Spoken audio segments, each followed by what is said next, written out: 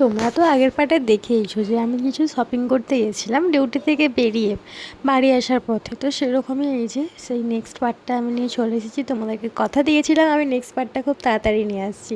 আর যাই হোক, এসে এদিকে দেখে নিলাম ফার্স্টে কী কী আছে, যেহেতু পয়লা বৈশাখ এসে গেছে আর আমার কিনে শেষ মানে হচ্ছে না, আরও চাই। তো যাই হোক, সেরকমই চলে এলাম, আগে দেখে নিচ্ছি চারদিকটা ঘুরে যে কী কী পছন্দ হচ্ছে বা কী কী ভালো লাগছে। তা নাহলে কিছু কিনে নেওয়ার পরে দেখলে না মনে হয় যেন এটা না আগেরটা নিলে বেটার হতো, বা এটা না ওটা নিলে বেটার হতো।